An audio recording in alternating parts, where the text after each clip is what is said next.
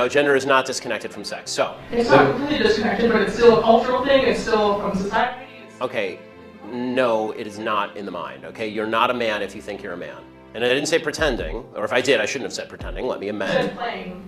Okay, I said a boy who thinks he's a girl. That's the usual phraseology I use. Not playing. I usually say a boy who thinks he's a girl or a girl who thinks he's a boy, which is technically what we're talking about here. As far as the actual psychological issues at play, it used to be called gender dysphoria or gender identity disorder. Now they call it gender dysphoria. The idea that sex or gender are malleable is not true. Okay, and I'm not denying your humanity if you're a transgender person. I am saying that you are not the sex to which you claim to be.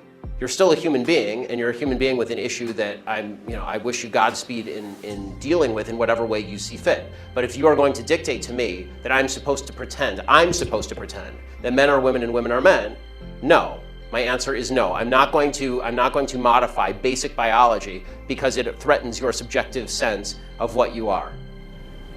Okay, but you're still saying these kids should not be accepted because they don't really fit into either place? They can't just I'm saying that the Boy Scouts have a standard. You must be a biological boy to be a Boy Scout. You have to be a boy to be a Boy Scout. Where's that written though? Okay. In the name Boy Scouts. Because this is a very because for all of human history, boy meant boy and girl meant girl. Boy did not mean girl. And if I call you a moose, are you suddenly a moose? Okay, if I redefine our terms. No, yes, that's right. Men and women are a completely different thing. This is true. Have you ever met a man or a woman? They're completely different. You can't just say you're a cat. It's not a thing. It's genders. It's not saying you're. Okay, why is that? I don't understand. Why? Okay, let me ask you this. Okay, I won't ask you how old. I will ask you how old you are. Okay, because you're young enough that it's probably not insulting to ask you. So. I'm 22, so I'm probably young and naive, right? No. Why aren't you 60? Why aren't you 60?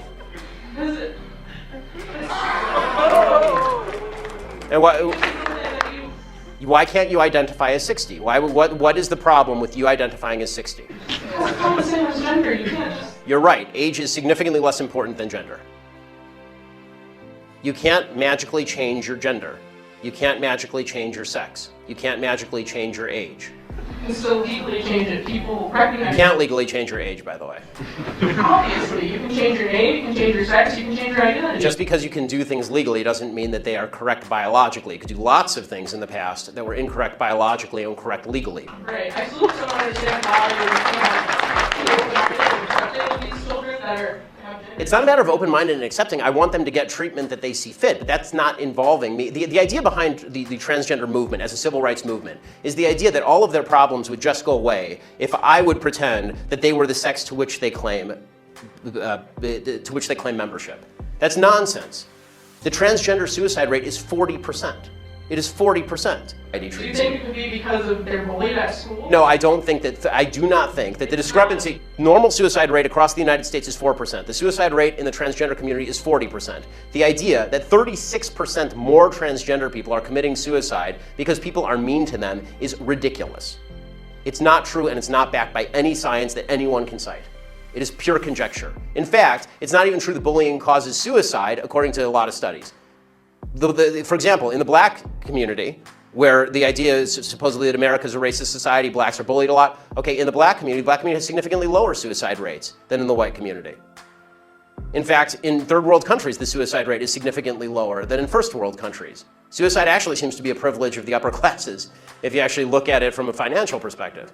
So the idea that suicidality is directly a result of people like me saying, no, men are not women and women are not men, it's not true. It's also. Do you think it doesn't impact their identity at all, or their depression, or how they feel about themselves? I think the idea that you're going to sacrifice the entire society's proper definition of sex because you think that there is in legal terms, somebody with an eggshell skull, meaning that somebody who has a pre-existing condition that makes them more susceptible to criticism, that is not a way to run a society.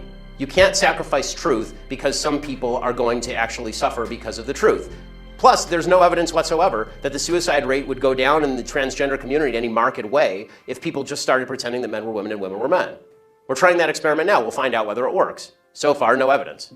Have you talked to a group of trans people at all instead of this group of white people? I'm more than happy to talk to a group of any people who will have me, but usually they protest me.